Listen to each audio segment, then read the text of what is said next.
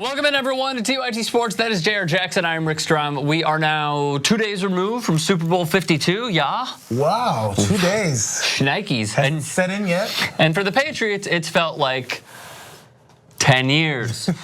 So 41-33, as everyone knows, the New England Patriots were upset by the Philadelphia Eagles, and yet we are learning more and more about the Malcolm Butler saga that took place prior to and then now after the big game. As you're getting into it, just to point out, because this team is favored and goes to the Super Bowl generally every year. The questions will begin to be asked. Well, so what happened? What happened? What happened? What happened? What happened? What happened? What happened? What happened?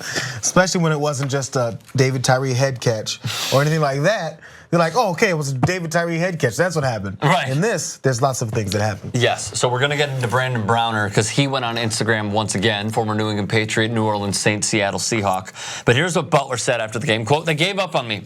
F it. It is what it is. It was a coach's decision. I don't know what it was. I guess I wasn't playing good. They didn't feel comfortable. I could have changed that game, though," which we agree. He probably, like, you're giving up 41 defensively. If Malcolm's out there, you're probably giving up maybe 35. It's a safe assumption to say when you're a starting player on a championship level team that you make a difference. Yes, I would have to agree.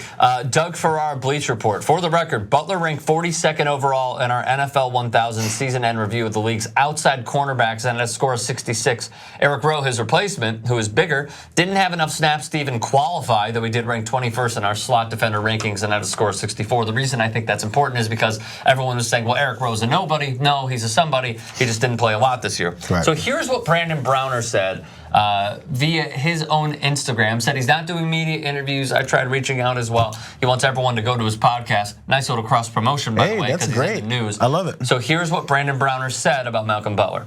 Weed, curfew, man, do y'all history, man. Patriots a team to give cats second chances. I know players that they used to let wives sleep in the bed with them on away games. Like every job, like there's always favorites. And little bro wasn't a favorite. They felt like they can, use him like he was a pawn, a piece to this game. Gonna give you your respect as the authority leader. Gonna yes sir you when he talk to you. You feel me? So curfew and weed, man, miss me with that. You feel me? It was a power trip. They probably tried to offer him some petty change for the game. He didn't take it. How about this for a scenario? Malcolm ball out for them, makes the pick in the Super Bowl to win the game. Then in the beginning of the season, they go grab another corner from the same exact conference and pays him $60 million. And Malcolm did everything you're supposed to do because they did homie wrong, feel me? They let that leak. It's not like I'm talking to Malcolm getting this from him, you know what I mean? I just happen to be his eyes and voice from outside. It's contract year for Malcolm.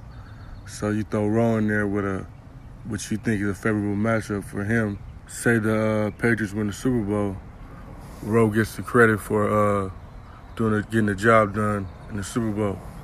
That was their plan. And then that'll give them leverage, on working a new contract next year. All right, a lot to take in. Wow. If anybody knows some of the insights into the New England Patriots, it's a former Patriots player. Well, your reaction first, and then I'll try to dissect. Okay, so who does he play with now? Free agent. Yes, I'm asking these obviously for this is where the response will be. Free agent. Where did he play this season? He did not. He did not play this season. He did not. So these are the things these are the daggers, at least the excuses that will be given as to why he's given this information and why he's very upset about what happened. He was on the team previously. Maybe had issues. Everyone has maybe disgruntled issues with their employer, and then they may move on and say, well, you know what used to happen there? Cool. But with all that being said, maybe that's part of his motivation. You have to ask yourself, everyone who's maybe upset with his revelations, do you think it's false now just because of that?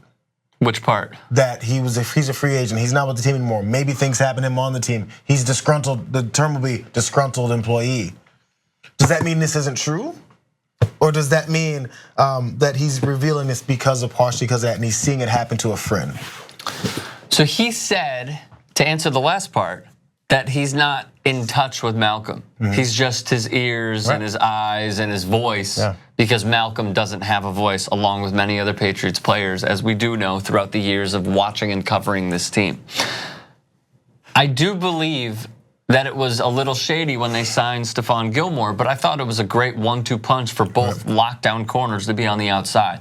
I don't put a lot of stock into him saying it's a contract year for Malcolm and they did him dirty by not playing him. I don't think those are in correlation, because at the end of the day, what you're trying to do is win a Super Bowl. You're not trying to decrease the value of somebody who literally won you a Super Bowl on one of the best reads in Super Bowl history. Why not? That was that Super Bowl. What would you rather do? Would you rather win a Super Bowl, or would you rather screw a guy in a contract year and try to get him on the cheap? I'd rather win. Both. And like I said yesterday. But they didn't accomplish both. Yeah, but like I said yesterday, Bill Belichick, and now less for Tom Brady because he's not in the role of doing this stuff. They're looking. They think they're so great at what they do, which we also point out. When Tom Brady went down, other quarterbacks were successful. He's like, I can put anyone in here and this can happen because my system is that great and I can prepare anyone to do it. Apparently, he thinks defensively as well. He's like, I can still win. Well, not Brady, of course. Yeah, yes. Well, but he's thinking. But I mean, he was preparing to get rid of Brady when they remember that was part of the three-way circus of the battle, because he's bringing a new quarterback to be prepared when Brady's done. Could all be smoke and mirrors now. Right, but the thing is, like, he's always thinking ahead. He has no complete and utter loyalty to any player. Bill Belichick. So in this case, he's like, I can still win the Super Bowl, and again, I'm believing what Browner said. I can still win the Super Bowl, put someone else in, and then devalue the guy who was great in the previous or in the last win we had. That's okay. We can. I can have it all because I'm that good at this. And for that reason, Bill Belichick, along with the New England Patriots, deserve to be shaded this entire offseason if this conspiracy theory is true, that they want to devalue a guy's free agent status. And remember, going back even further, as I recall, when the Patriots traded for Brandon Cooks with the New Orleans Saints, who was the one guy that they were throwing in the deal? Malcolm Butler. It was Butler, yeah. It was Malcolm Butler. Yeah. So maybe there is credence to Brandon Browner saying that, little buddy, as in Malcolm Butler, wasn't like the favorite throughout the Patriots organization. Right. I put credence to that. I put credit into that because he was involved in the Brandon Cooks trade deal. At least we thought the Brandon Cooks trade deal at first. Right. What they were saying is that he missed curfew, he smoked weed, he got mad at coaches. If that's really what's going on for your star cornerback, suspend him for a half. Do not rule him out the entire time, because I do believe that they would have held the Philadelphia Eagles to less than 41 points. Yeah. And by the way, it's not unheard of that in contract situations, players get less playing time because they're supposed to hit a threshold to get their money. It's not uncommon that things happen to change people based off that contract. I'm just agreed. Let us know your thoughts as well.